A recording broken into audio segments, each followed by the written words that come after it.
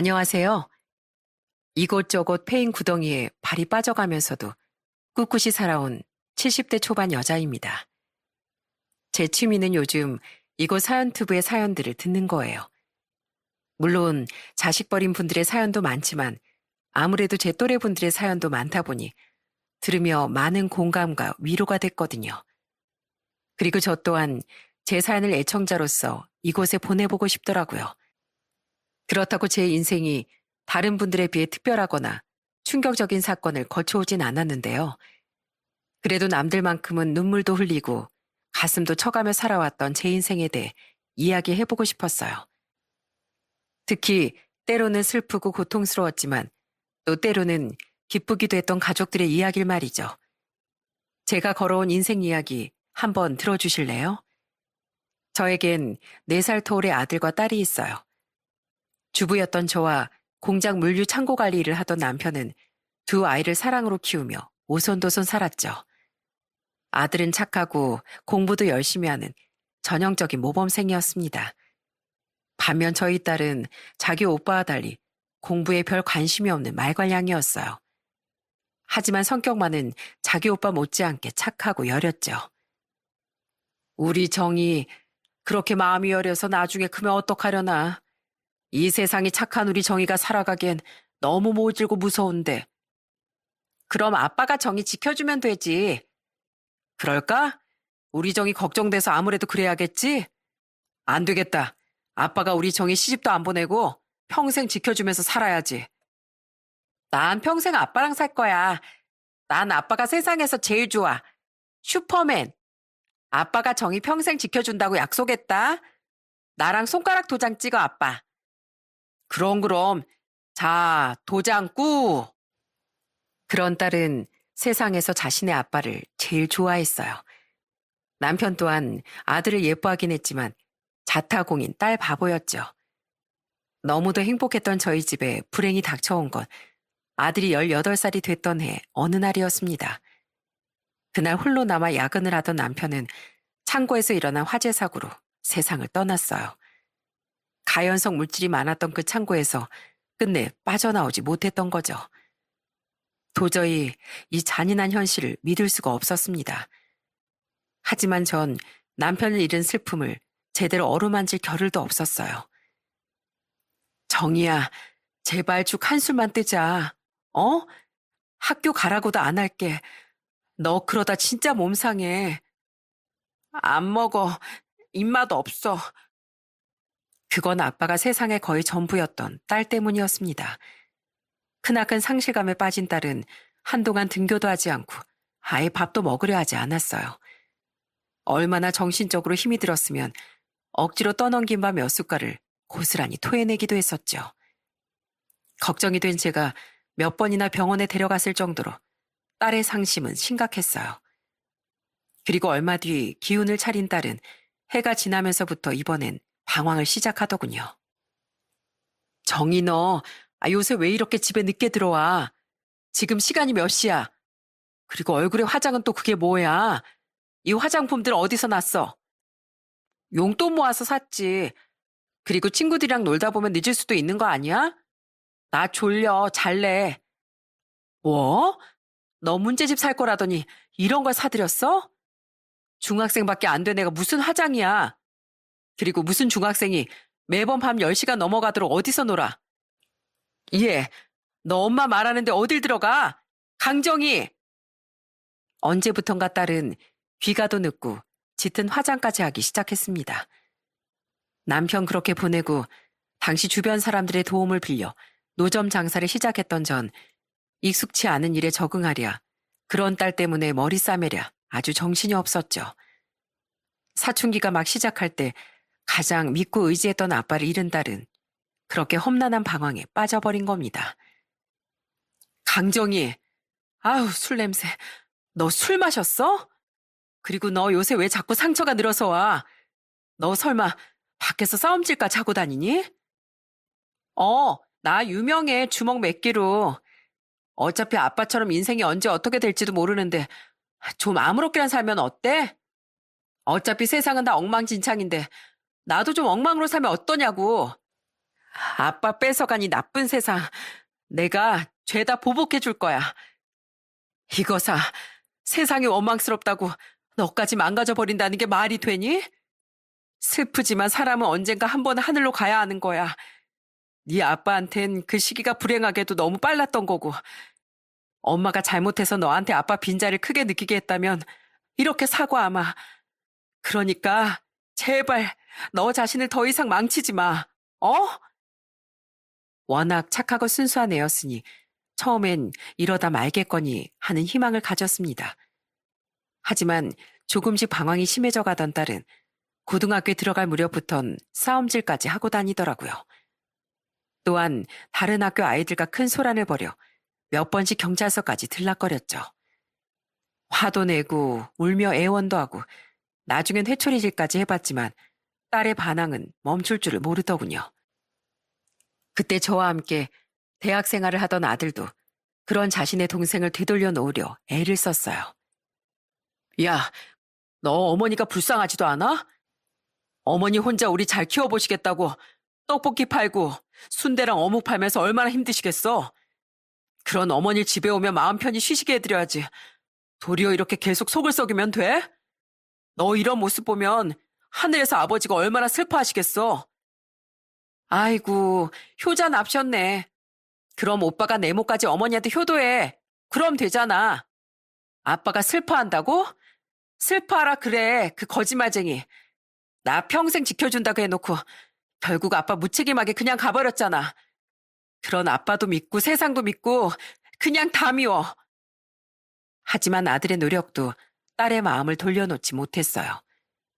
아직 정서가 불안정했던 딸은 너무 믿고 따랐던 아빠를 잃은 슬픔이 결국 분노가 되어 기나긴 방황에 빠졌던 거예요. 여보, 우리 정이 정말 커서 어쩌려는 걸까? 내가 이제 어떻게 해야 돼?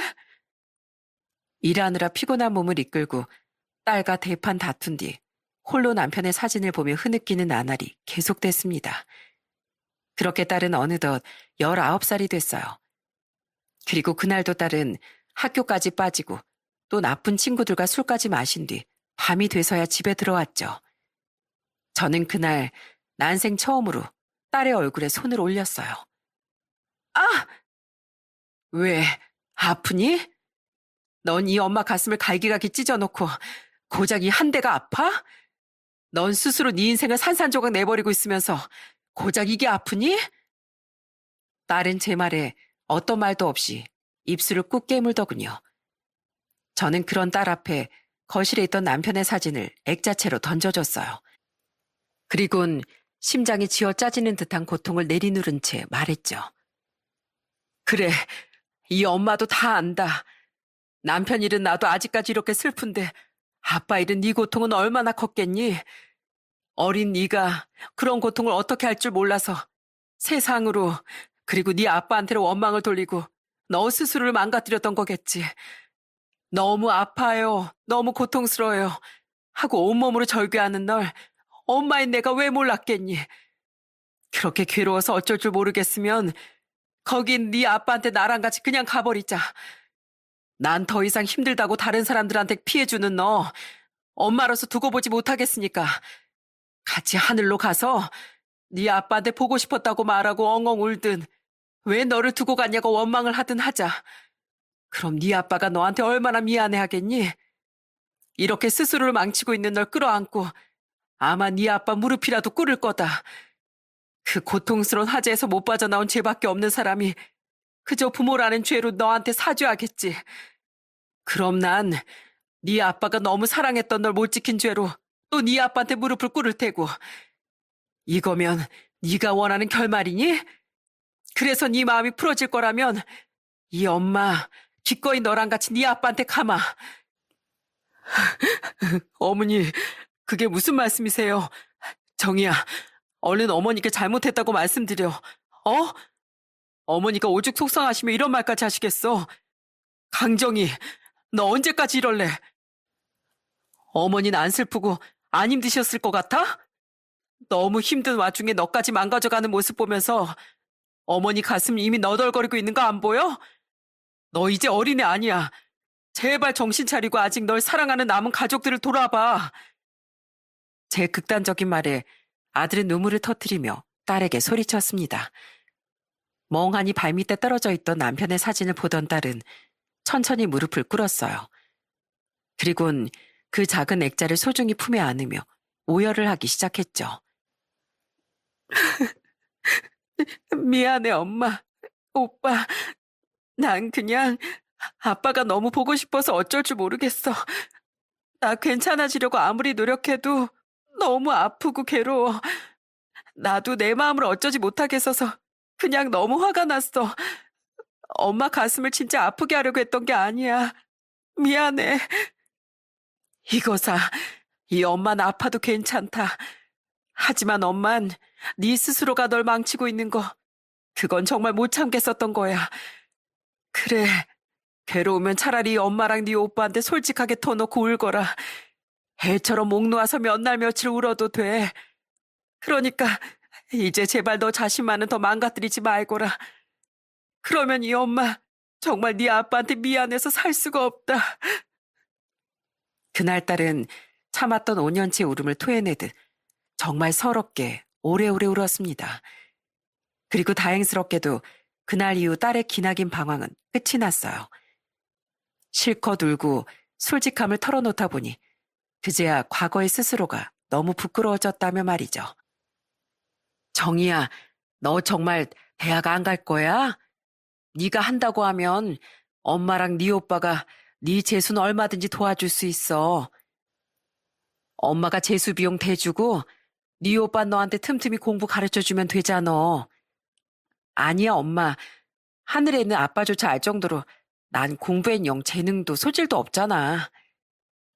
고등학교 졸업 후 딸은 곧장 취업을 했습니다.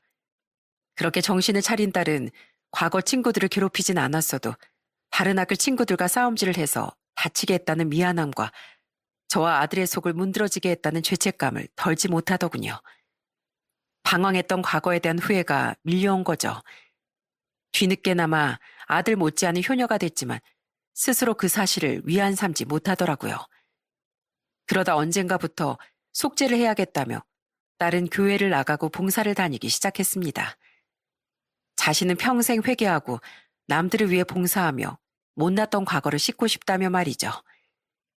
그렇게 딸이 인생의 새 국면에 접어들며 딸과 남편과 관련됐던 기나긴 불행은 정말 끝이 났어요.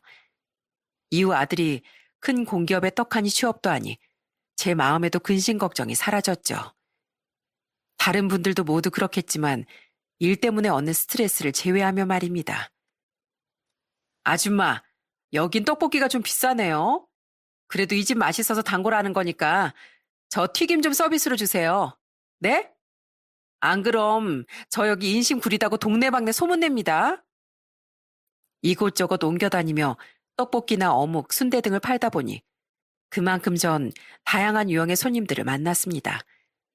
물론 음식이 맛있다고 칭찬해주고 가끔 전에 서비스 고마웠다며 다른 간식을 사다 주던 단골 등 좋은 손님들도 많았어요. 하지만 여자 혼자 노점 장사한다고 우습게 보며 당연한 듯 서비스를 요구하던 사람, 은근슬쩍 안 깎아주거나 서비스를 안 주면 동네 소문 내겠다고 으름장을 놓던 사람, 무전 취식하고 아예 도망가던 사람 등등 나쁜 유형의 손님들 때문에 마음고생을 숱하게 했었죠. 심지어 자리세를 내라며 겁박하던 동네 깡패 때문에 쫓기듯 급히 노점 위치를 옮긴 적도 있었어요. 어머니, 일 많이 힘드시죠? 이젠 저희가 드리는 용돈 받으면서 편하게 사시라니까요. 아서라, 나 아직 팔팔해. 이 나이에 자식들 용돈 받고 산다고 하면 사람들이 다 손가락질한다. 내 노후 자금은 내가 알아서 모아둘 거야. 그리고 엄마 하나도 안 힘들어. 노점 일이 얼마나 재밌는데. 자식들이 제가 일을 그만두길 원했던 터라 저는 아이들 앞에서 힘들다는 내색도 잘 하지 않게 됐어요. 그렇게 속으로만 스트레스가 쌓여가던 중 저는 길이길이 잊지 못할 엄청난 진상을 한 명 만나게 됐어요. 그 강렬했던 손님은 아들이 30대 초반이던 시절에 만난 젊은 여자 손님이었죠. 당시 전 한 나이트 앞에서 노점을 하고 있었습니다. 비록 술 취한 손님이 많았지만 새벽 4, 5시까지 장사를 하다 보면 출출해서 음식을 사 먹으러 오는 나이트 손님들이 많았거든요. 때문에 제법 벌이가 쏠쏠해 계속 그곳에서 장사를 했던 거예요. 아줌마, 김밥 한 줄이랑 떡볶이 1인분? 아, 예. 혼자 드세요? 내가 돼지로 보여? 저기 내 친구 오잖아. 늙은 여자가 띨띨하게. 야, 빨리 와. 얼른 먹고 다시 들어가서 남자 꼬시자. 지금 노는 애들은 버리고, 아유, 면상이 영 별로더라고. 네가 여기 물 좋다길래 다니던 나이트 말고 여기로 옮겨왔던 건데, 너 눈이 좀 삔 거 아니냐? 저는 그날도 여느 때와 같이 새벽까지 장사를 했습니다. 그런데 새벽 2시쯤 됐을 땐가 속옷이 보일 정도로 짧은 치마를 입은 여자가 혀가 잔뜩 꼬인 채 주문을 하더군요. 딱 봐도 나이가 저희 아들과 비슷해 보이던 사람이 제게 반말을 찍찍하면서 말이죠. 반말까진 취한 사람이니 그러려니 했는데 띨띨하다느니 어쩌니 하는 말을 들으니 솔직히 기분이 팍 상했습니다. 그렇다고 술 취한 손님과 언쟁을 하기엔 좀 무섭기도 해서 저는 그 여자가 얼른 먹고 가기만을 바랬어요. 하지만 얼른 먹고 가자고 말하던 그 여잔 세워라 내워라 음식을 먹으며 친구와 수달 떨었죠. 그런데 웬만한 손님들 대화야 듣고 잊어버리는 일이 대다수건만 그 대화가 워낙 제겐 충격적이라 아무리 세월이 흘러도 잊히지가 않더라고요. 대놓고 남자 꼬시려고 나이트에 왔다고 말한 그 여잔 심드렁한 말투로 자신의 남성 편력에 대해 떠들어댔어요. 야, 너 근데 지금 만나는 남자가 너 나이트 다니는 거 뭐라고 안 해? 저번에 결혼하자고 청혼까지 했다며. 미쳤냐? 내가 그 배불뚝이랑 결혼을 하게? 그냥 돈 좀 있으니까 데리고 노는 거지. 나이트 오는 거야 당연히 말 안 했지. 그리고 그런 호구는 내가 나이트 간다고 해도 아무 말 못할걸. 안 그래도 내일쯤 그놈 정리하려고. 나 이번에 집에 빚이 생겼다고 뻥치면서 그놈한테 2천만 원 뜯었거든. 동생이 사고를 쳤다면서 말이야. 동생은 무슨 나 외동딸인데다 이미 부모님도 나 같은 딸 필요 없다고 집에서 쫓아냈는데. 근데 그놈이 그걸 빌미로 이젠 자기가 내 인생 다 책임져 주고 싶다는 거야. 내가 이래 봬도 직장은 좀 괜찮잖아. 그러니까 그놈은 그냥 내가 집이 어려웠는데도 불구하고 열심히 산 소녀가장집인 줄 알거든. 아무튼 거짓말 들통나고 그놈한테 코 깨기 전에 얼른 차버려야지. 이영나 넌 진짜 내가 아는 애들 중에서도 최고 악질이야. 그런 거짓말로 만나서 돈 뜯어먹은 남자가 여태 몇이냐? 야, 근데 궁금한 게 너 예전에 만났던 변호사? 그 사람이랑은 왜 헤어졌어? 확 물어서 절대 안 놓겠다더니? 내가 그놈 만나면서 무려 새놈이랑 바람 피우고 다닌 거 들켰거든. 아휴, 음흉하게 내 뒤를 캤더라고. 아, 어리고 예쁠 때 그놈 물어서 팔자 확 고치려고 했는데 완전 망했었지 뭐. 그때 그놈 작정하고 속이려고 돈 주고 부모 대행까지 다 구해놨었는데. 하긴 이제 우리도 곧 30인데 언제까지 돈 많은 남자들 얼굴로만 꽂힐 수 있겠어. 너 이번 그 남자처럼 돈만 뜯고 버리는 거 그만하고 그 변호사 때처럼 얼른 좋은 놈 물어서 결혼해. 더 나이 먹으면 넌 남자 물기도 어렵다. 나도 알지. 근데 생각해보니까 난 이렇게 술 먹고 남자들 데리고 놀면서 사는 게 지금은 더 재밌는 것 같아. 놀 거 다 놀고 아주 나중에 과거 청산하고 괜찮은 놈 만나서 정착해야지. 그리곤 잽싸게 회사부터 때려치울 거야. 평생 남편한테 기생해서 먹고 놀고 싶으니까. 그때 되면 신실한 교회 신도인 척이나 해볼까? 그럼 더 참한 여자인 척하기 쉽지 않을까? 너 무교잖아. 그러다 나중에 너 지옥 간다? 아무튼 나중에 너랑 결혼할 남자가 누군지 몰라도 참 불쌍하다, 야. 너 애는 안 낳을 거지? 야, 그 혹덩어리 왜 낳니? 그리고 안 그래도 나 이미 애를 2번이나 지워서 임신하기 어려운 몸일지도 몰라. 그럼 피임 수술 안 해도 되고 게이드가 아니니? 야, 이제 담배 한 대만 피우고 정말 들어가자. 이러다 괜찮은 놈도 다 집에 갈라. 와, 제가 아무리 별의별 사람 다 보고 살았다지만 그 여자의 말은 충격 그 자체였습니다. 세상에 저런 여자가 있다고 말만 들어봤지 실제로 보니 입이 떡 벌어지더라고요. 그리고 일주일 뒤 저는 그 여자를 다시 만나게 됐습니다. 그때도 술에 취해 새벽 1시쯤 떡볶이를 먹으러 왔던 그 여잔 이번엔 담배를 뻑뻑 피우며 역시나 반말로 주문을 하더라고요. 한 손엔 통화 중인지 휴대폰을 든 채 말이죠. 아줌마, 떡볶이 1인분에 순대 좀 서비스로 줘. 손님, 아무리 여기가 뚫려 있는 곳이라고 해도 음식 앞에서 담배 연기는 좀 곤란해요. 아, 진짜. 그럼 뭐, 방금 불 붙인 장초를 아깝게 끓이? 여보세요? 야, 나 몰래 나왔으니까 너도 내 가방 챙겨서 화장실 간다고 하고 나와. 딱 봐도 돈 없어 보이는 게 걔네랑 더 놀 필요도 없어. 우리 다른 데로 가자. 뭐? 걔네가 양주 산다고 했다고? 아싸! 기다려. 그럼 나 다시 지금 들어갈게. 그러더니 그 여잔 제가 이미 떡볶이를 푸고 있는데도 아랑곳하지 않고 냉큼 다시 나이트로 뛰어들어가더군요. 진짜 뭐 저런 여자가 있나 싶더라고요. 그리고 마지막으로 그 여자를 보게 된 건 또 그 다음 주였어요. 그날 전 정말 노점일에서 학을 뗄 정도로 충격을 받았죠. 아줌마, 김밥 하나랑 떡볶이, 순대 1인분씩 줘. 빈속에 술만 마셔댔더니 배고파서 손이 덜덜 떨리네.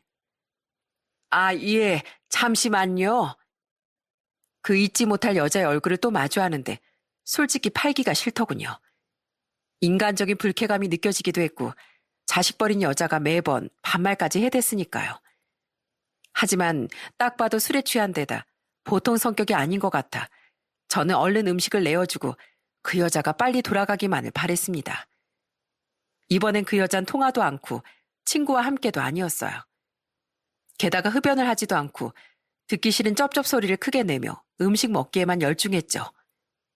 그런데 그 여자가 무려 3인분의 음식을 다 먹어치워놓곤 그냥 가려고 하지 않겠어요? 당황한 저는 급히 그 여자를 불렀습니다.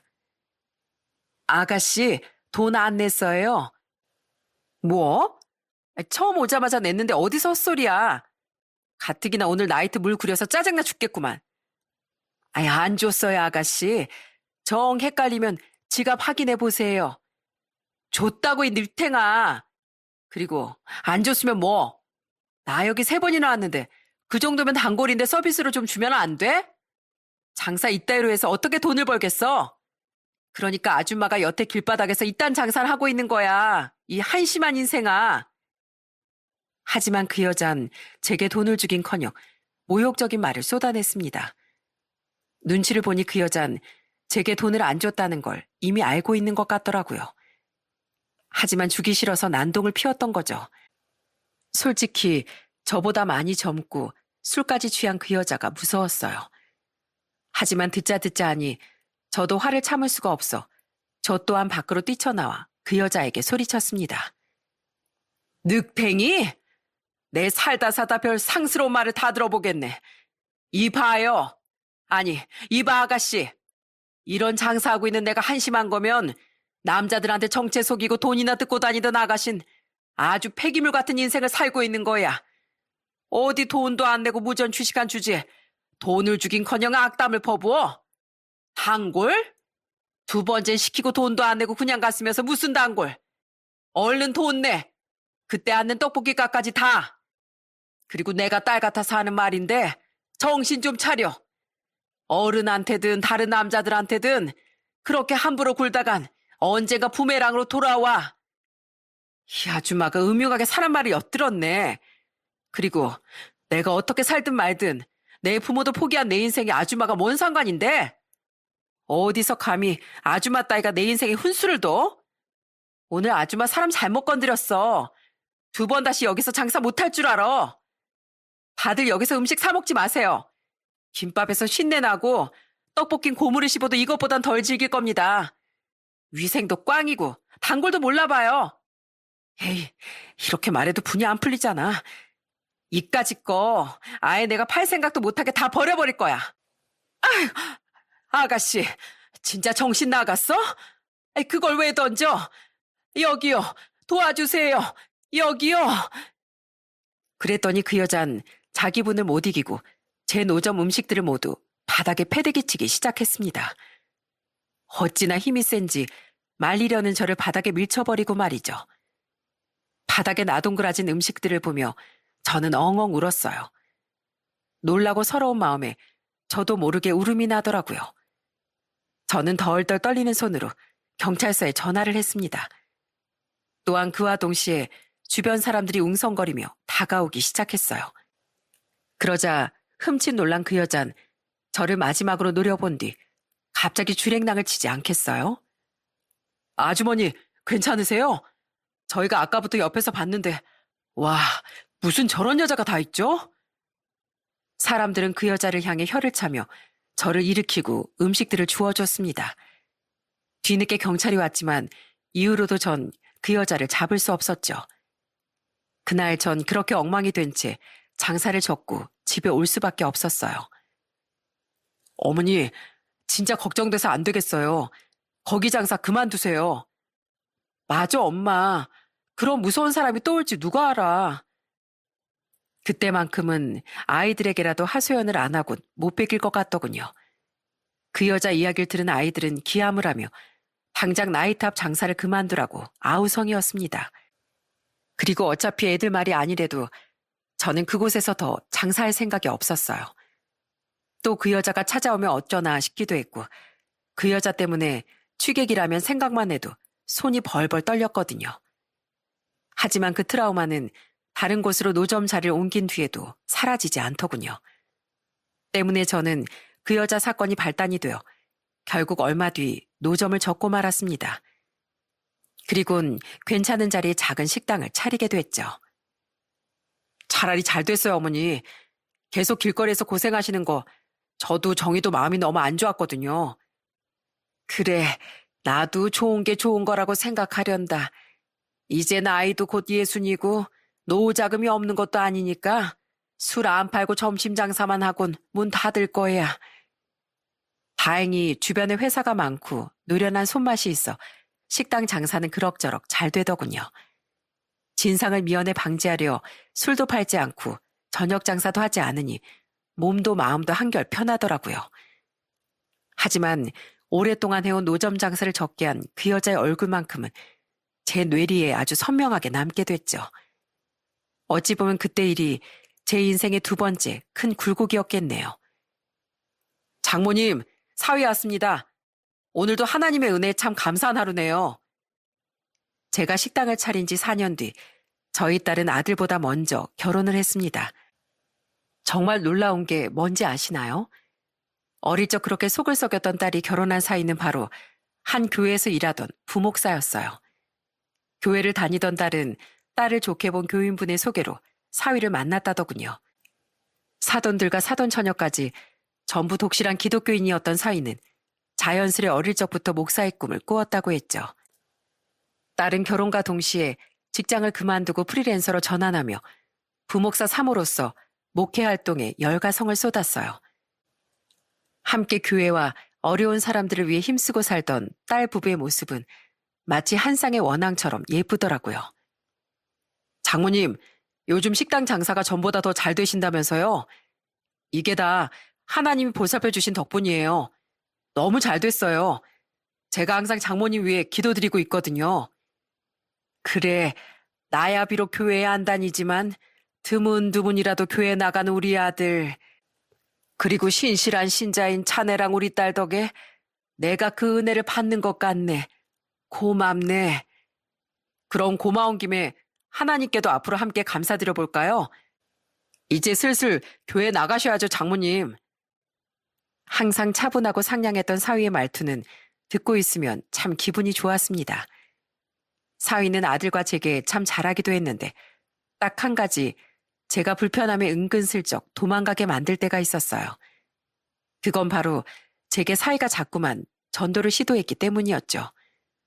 무교였던 전 종교인인 아이들과 사이를 충분히 존중했지만 다 늦은 나이에 어딘가 마음 쏟을 자신은 없었습니다. 때문에 저는 사위가 교회에 나오라는 말을 할 때마다 은근슬쩍 자리를 벗어나곤 했어요. 아이고, 내가 주방 가스불을 껐던가 안 껐던가. 끄셨어요, 장모님. 제가 아까 봤어요. 아니, 가스불이 아니라 밸브를 잠갔던가. 내 얼른 가서 확인해보고 옴세. 안 오실 거잖아요, 장모님. 밸브 확인한 뒤엔 피곤하다고 주무시러 들어가실 거죠? 장모님, 장모님. 사위는 그럴 때마다 웃음기 어린 목소리로 절 불러댔습니다. 사위는 전도도 전도지만 제 그런 모습을 보고 재밌어 한 거예요. 아들과 딸 또한 사위가 저에게 장난을 치는 걸 알기에 옆에서 같이 키득대곤 했죠.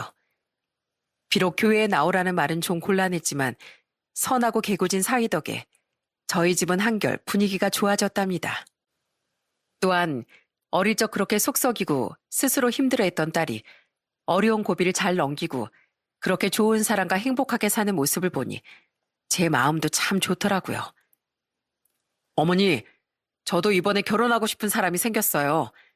만난 지 1년 정도 됐는데 더 늦기 전에 그 사람이 아이를 갖고 싶다고 해서 조금 서둘러서 결혼하려고요. 그 사람 나이가 저보다 3살 어린 41인데 지금 낳아도 충분히 노산이라고 그 사람이 걱정을 많이 해서요. 에그머니나 정말이냐? 드디어 내가 너 장가가는 걸 보는구나. 딸의 아이인 손녀딸이 7살이 되던 해 드디어 노총각인 저희 아들이 결혼을 하겠다고 말하더군요. 저를 혼자 남겨두는 게 걱정된다며 섣불리 연애조차 하지 않던 아들 때문에 걱정이 이만저만이 아니었던 전 아들의 말에 일어나서 춤까지 췄습니다. 아들에게 물어보니 아들은 결혼정보회사에 지인의 권유로 가입해 그곳에서 예비 며느리를 만났다고 했어요. 회사도 꽤 알아주는 곳 다니는 능력 있는 사람이에요. 가난한 집 외동딸이라 부모님 도와드리느라 돈은 많이 못 모았다는데 그것만으로도 너무 선해 보이더라고요. 얼굴 보고 만난 건 아니지만 워낙 참하고 마음씨도 고운 사람이라 그런지 얼굴도 참 고운 천사 같은 사람이에요. 게다가 교회도 되게 열심히 다녀서 취미라곤 교회 활동하는 것밖에 없었대요. 교회 다니는 분이라고요? 세상에, 형님, 딱 저희 집안에 어울리는 분이네요. 이제 장모님만 교회 나오시면 완벽하겠다. 그쵸? 아이고, 배야. 갑자기 화장실이 가고 싶네. 당시 부목사에서 담임 목사가 됐던 사이는 그 이야기를 듣고 굉장히 좋아하더라고요. 그렇게 우리 가족은 두근대는 마음으로 새 식구가 인사 오는 날을 손꼽아 기다렸어요. 안녕하세요, 어머님. 이영란이라고 합니다. 아들의 말대로 첫인사를 온 예비 며느린 정말 딱 봐도 참해 보였어요. 단정한 원피스에 다소곳한 말투, 화장기 옅은 얼굴까지 점잖은 아들이 좋아할 만한 아가씨다 싶더라고요. 딸도 사이도 그런 예비 며느리를 보고 굉장히 좋아하는 눈치였죠. 그런데 이상하게 저만 자꾸 예비 며느리에게 꺼림칙한 느낌이 드는 겁니다. 그리고 얼굴이 굉장히 낯이 익더라고요. 그래서 마냥 환영하는 마음을 갖지 못한 채 저는 그 여자를 유심히 관찰했어요. 그런 제 마음을 모르고 내 아이는 화기애애하게 이야기를 했죠. 세상에, 그럼 저희 오빠가 2번째 남자친구라고요? 네, 워낙 남자를 어려워하기도 했고 첫사랑과 끝난 뒤론 일하고 부모님만 생각하면서 살았거든요. 근데 저도 늦기 전에 예쁜 제 아이가 갖고 싶은 거 있죠. 그래서 반신반의하는 마음으로 결혼정보회사에 가입했는데 이렇게 멋지고 좋은 사람을 만나게 될지 누가 알았겠어요. 저 어머님, 제 꿈이 현모양처인데요. 나이가 좀 있어서 애를 못 가지면 어쩌나 너무 걱정이에요. 그래도 열심히 노력해 볼 테니까 앞으로 이 며느리 많이 예뻐해 주세요. 부탁드려요. 예비 며느린 유독 말이 없는 제 눈치를 살피듯 딸과 사위와 대화하다가도 자꾸 저를 향해 말을 했어요. 그리고 그 애가 누구인지 드디어 생각이 난 건 뒤에 이어진 아이들의 대화를 듣고 나서였습니다. 새언니, 저기 저쪽 동네에 산다고 하셨죠? 와, 저 20대 땐 그쪽 나이 때 꽤 갔었는데 제가 일찌감치 정신 차리고 착하게 살았는데요. 사실 고등학생 때까진 방황을 좀 했거든요. 그러다 보니까 20대 중반 때까진 자연스럽게 그런데 좋아하는 고등학교 때 친구들하고 좀 어울렸었어요. 왜 굳이 남자 안 만나더라도 어릴 땐 재밌잖아요. 춤추고 막 그러는 거. 우리 예비 새언닌 그런 거 안 좋아하셨을라나? 강정이 자랑이다. 네 남편 앞에서. 아이, 형님, 전 괜찮아요. 저도 어릴 적엔 나이트 꽤나 자주 갔었는데요, 뭘. 다 그게 청춘인 거죠. 아, 전 나이트 같은데 무서워서 근처도 못 가봤어요. 괜히 무서운 사람들도 많을 것 같아서요. 술은 입에도 못 대고요. 항상 제 관심사는 교회 일하고 부모님, 아니면 미래의 현모양처가 되는 것밖에 없었는걸요? 나이트, 그 단어를 듣는 순간 온몸에 소름이 돋았습니다. 어디서 계속 얼굴이 나딕다 했더니 그 여자는 바로 제 인생 최악의 진상, 그 나이트녀였더라고요. 순간 무려 12년 전의 일이 머릿속에 자르륵 펼쳐졌어요. 남자들에게 돈을 뜯으며 아이도 2번이나 지우고 미래엔 과거를 싹 숨긴 채 결혼하겠다던 그 여자의 말 말이죠. 또한 그 친구조차 불쌍해한 미래의 그 여자 남편이 바로 제 아들이 될 예정이었다는 걸 깨달으니 정말 머리카락이 곤두서는 기분이지 않겠어요? 저는 기가 막히고 소름이 돋아 뻔뻔하게도 팔자를 고치려던 그 여자에게 인생의 쓴맛을 보여주기 시작했습니다. 뭐? 현모양처? 지나가도 똥개가 웃겠다. 이봐 아가씨, 나 몰라? 네? 어머니 왜 그러세요? 혹시 우리가 전에 만난 적이 있었나요? 어머니, 갑자기 왜 이렇게 흥분하셨어요? 내가 안 하게 생겼니? 아가씨 나이트 죽순이었잖아. 담배도 매번 뻑뻑 피우고 돈 많은 남자들 여러 만나면서 문어다리 걸치고 술을 입에도 못 대긴 새벽마다 늘 취해 있었으면서 나 진짜 기억 안 나? 12년 전 땡땡동 나이탑 떡볶이 노점 주인 그게 바로 나야. 아가씨가 매번 반말 찍찍해대면서 마지막에 무전 취식하고 내 가게 음식 바닥에 다 집어 던졌었잖아. 내가 그날 이후로 노점 일을 더 이상 못하겠어서 그 일 접고 식당 차렸어. 원수는 외나무다리에서 만난다더니 아가씨를 내가 여기서 만나네. 네? 무슨 말씀을. 어머님, 지금 다른 사람이랑 절 착각하시는 것 같아요. 저는 목에 핏대를 세우며 12년간 잊지 못한 그 여자의 정체를 폭로했습니다. 당시 제게 모든 말을 들었었던 아들과 딸, 그리고 어느 명절날 2 아이에게 그때 당시를 들었었던 사이는 모두 입을 떡 벌리더군요. 그리고 분명 틀림없이 그 여자임이 분명했건만 그 여잔 뻔뻔스럽게 모른 척을 하더라고요. 그래서 저는 태연하게 덫을 놓았어요. 착각? 내가 아가씨를 어떻게 잊어? 담배 끄라고 해도 음식 앞에서 뻑뻑 피우다가 내가 준 떡볶이에 쟤까지 떨었었잖아. 그리고 또 뭘 했더라? 애는 4번이나 지우고 부모한테 절연당했댔나? 얘 도연아, 너 그놈의 결정상과 뭔가 고소해버려라. 어디 소개시켜줘도 저런 조도 안 가질 애를? 너희 엄마가 못 알아봤으면 인생 단단히 꼬일 뻔했어. 아니야, 도연씨. 저기요, 제가 담배를 피우기만 했지 언제 쟤를 떨었어요. 그리고 애는 2번밖에 안 지웠고 절연당한 건 그 전이거든요. 잘 알지도 못하면서. 그리고 저 결혼정보에서 거짓말한 거 하나도 없는데 무슨 고소해요? 직장도 재산도 가족관계도 다 솔직하게 말했는데. 가족도 솔직했다고? 너 전에 무슨 변호사랑 결혼할 뻔했을 때 절연당해서 가짜 부모 돈 주고 고용했었다며? 근데 이번엔 그 절연당한 부모를 진짜 우리 아들한테 소개시켜 주려고 했어? 그건 어쨌든 가짜 부모든 뭐든 아직 보여준 건 아니니까 거짓말은 아니죠. 그래, 알겠다. 어쨌든 방금 네 입으로 네가 12년 전 그 여자라는 건 직접 실토했구나. 이젠 발뺌 못하겠지? 예, 도연아. 쟤 분명 교회 다닌다는 말도 거짓말일 거다. 그때 그랬거든. 실컷 놀다가 결혼할 남자 물면 신실한 신도임네 뭐네 거짓말도 보태서 더 참한 여자인 척 할 거라고. 안타깝지만 넌 저의 거짓말에 1년 동안 속은 거야. 그러니 이 결혼도 당연히 난 절대 반대다.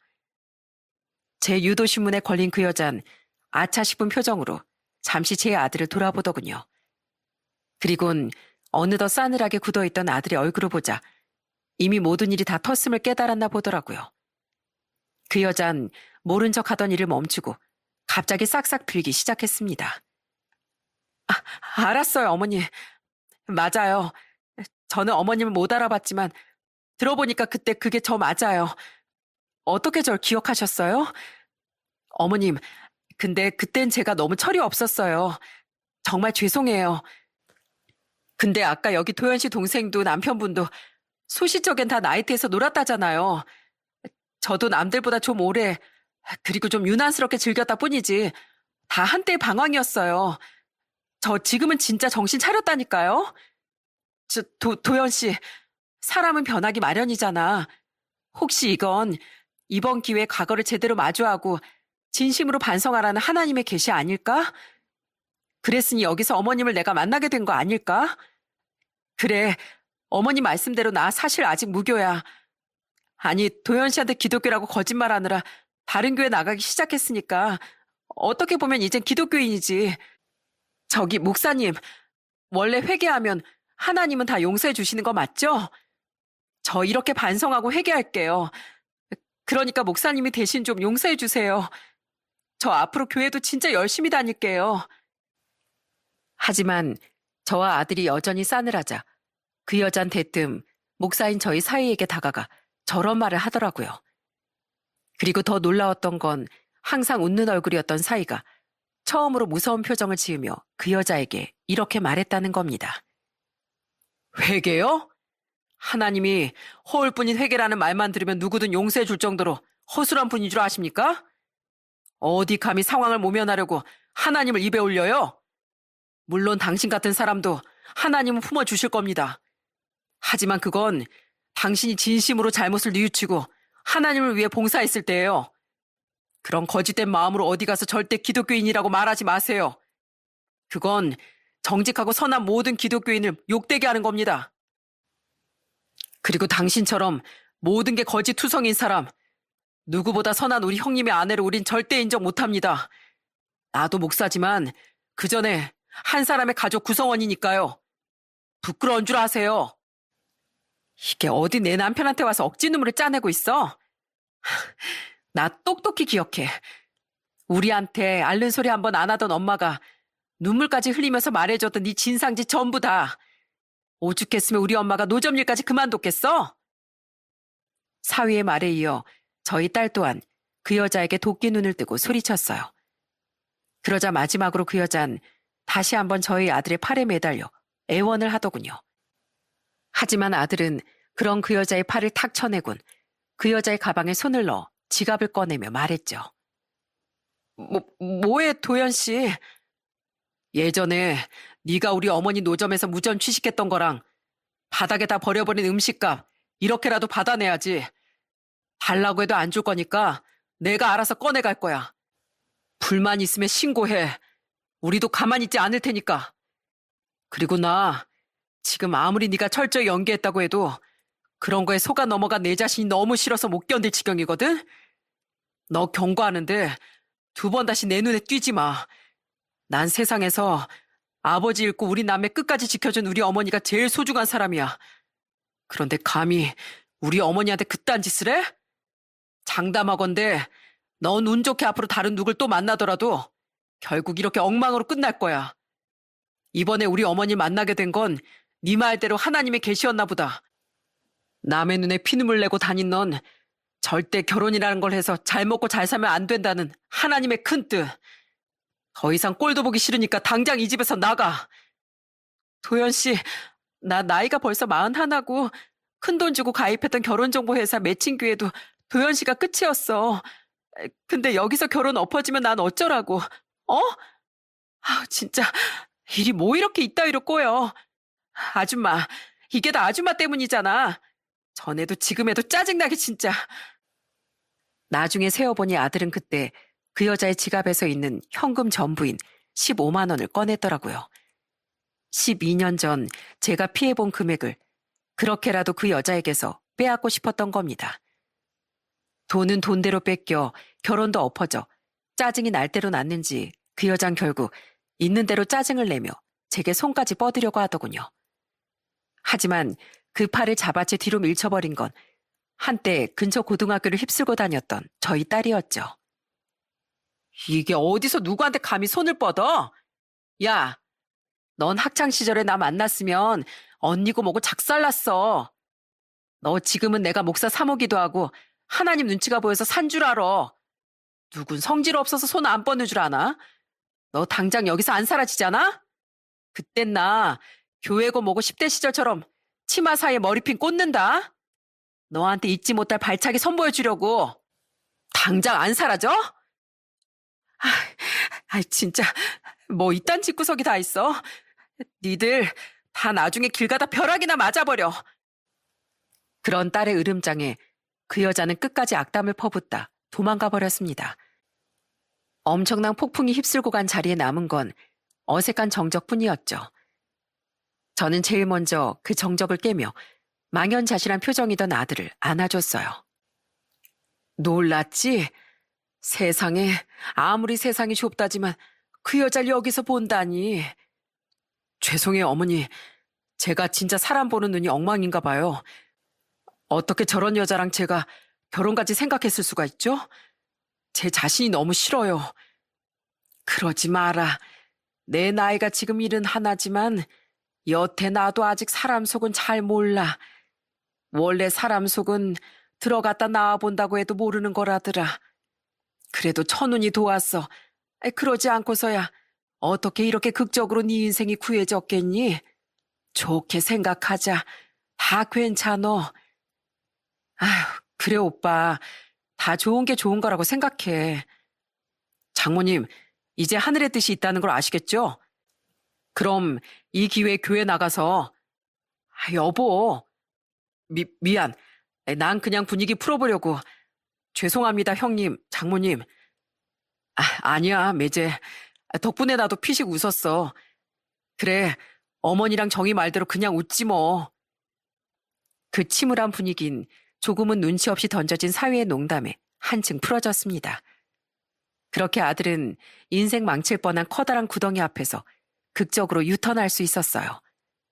그게 바로 저희 아들에게 찾아왔던 가장 큰 인생의 고비였죠. 아들은 이후에도 한동안 자괴감에 빠져 있었지만 이번엔 자신이 오빠를 돕겠다며 열심히 찾아 위로해준 딸과 저와 사위의 위로 덕에 점차 기운을 되찾았답니다. 나중에 아들이 결혼정보회사에 알아본 바로 그 여자가 정말 결혼정보회사에 거짓말을 한 건 없더라고요. 현실적 조건 외에 과거 그 여자의 사생활이 어땠는지까진 회사에서 조사하지 않았을 테니까요. 조건이 최우선인 결혼정보회사의 아쉬운 점이었죠. 그렇게 아들은 비록 마음에 상처가 남긴 했어도 1년이 지난 지금 예전의 밝은 전의 모습으로 온전히 되돌아왔답니다. 장모님, 하나님의 성실한 아들인 사위 왔습니다.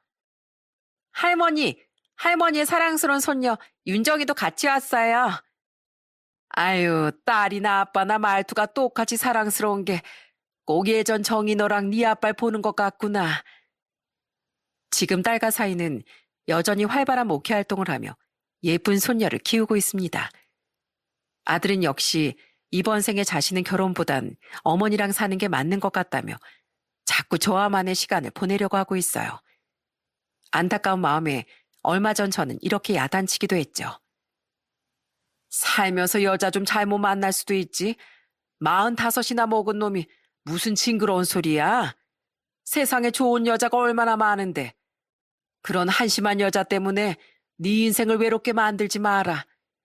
그런 여잔 네 인생에 족적 같은 거 남길 가치도 없어. 네가 착한 녀석인 건 하늘이 알고 땅이 아는데 어련히 알아서 더 좋은 짝 분명 내려주실 거다. 그런데 그때 사위는 때를 놓치지 않고 웃으며 이렇게 말했어요. 장모님도 이제 신의 존재를 좀 믿으시는 건가요?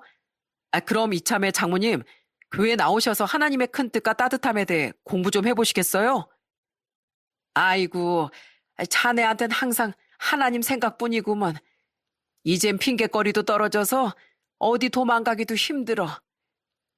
그럼 이제 힘든 도만 그만 가시고 은혜 가득한 교회로 가시죠. 그런 사위의 말에 딸과 아들 모두 까르르 웃음을 터뜨리더군요. 이렇듯 저는 우여곡절이 많았지만 그래도 그럭저럭 나쁘지 않은 행복한 일상 속에서 살고 있습니다. 저는 더 이상 우리 아이들이 걸어나갈 길에 크나큰 돌부리가 없기만을 바라고 있어요. 한 번씩 큰 아픔을 겪었으니 그만큼 우리 착한 아들과 딸의 앞엔 평온한 일만 기다렸으면 좋겠다는 마음으로 말이죠. 여기까지가 지금껏 제게 걸어온 희로애락이 공존하던 제 인생 이야기였어요. 사람은 언제 어디서 누구를 어떻게 만나게 될지 아무도 모르는 것 같습니다. 제가 무려 12년 만에 제 노점 인생 최고의 진상을 예비 며느리로 만나게 된 것처럼 말이죠. 내 지나간 과거에 대해 아무도 모를 것 같지만 결국 하늘은 손바닥으로 가릴 수 없는 법인가 봐요. 1년 전에 그 일로 저와 가족들은 항상 사람은 말과 행동을 조심해야 한다는 걸 다시금 깨달았습니다. 여러분도 항상 자신의 평탄한 미래를 위해서 현재를 바르고 선한 마음으로 살아가시길 바래요. 또한 혹시 지금 어렵거나 힘든 상황을 겪고 계신 분들께 제 사연이 위로가 되었으면 좋겠어요. 비록 힘든 고비가 많았어도 지금은 행복하게 웃을 수 있는 저와 가족들을 보며 이 또한 한때이고 언젠간 좋은 날이 온다는 희망을 얻으셨으면 합니다. 그럼 전 이만 사연을 마무리하고 일찍 잠자리에 들어야겠어요. 사실 내일 난생 처음 가족들을 따라 교회에 나가보기로 한 날이거든요. 여전히 제가 신앙을 진심으로 가질 수 있을지 모르겠지만 사위가 그토록 원하기도 하고 신앙을 가짐으로 인해 그 은혜가 자식들에게 티끌만큼이라도 더해질 수 있으면 좋겠다는 생각으로 이런 마음을 먹은 거죠. 제가 교회에 나가보겠다고 하니 눈이 휘둥그레지며 한바구음을 짓던 사위의 얼굴이 떠올라 다시금 웃음이 나네요. 내일 처음으로 나가게 될 교회에서 저는 첫 기도로 우리 아들이 제발 좋은 여자를 만날 수 있기를 소망해 보려고 합니다. 제 사연을 들어주신 여러분의 마음에 항상 햇살이 깃들길, 혹시 어두운 터널 속을 걷고 계신 분들이 있다면 이내 빛이 가득한 출구에 도달하시길 바라며 저는 이만 인사드릴게요. 끝까지 들어주셔서 감사합니다.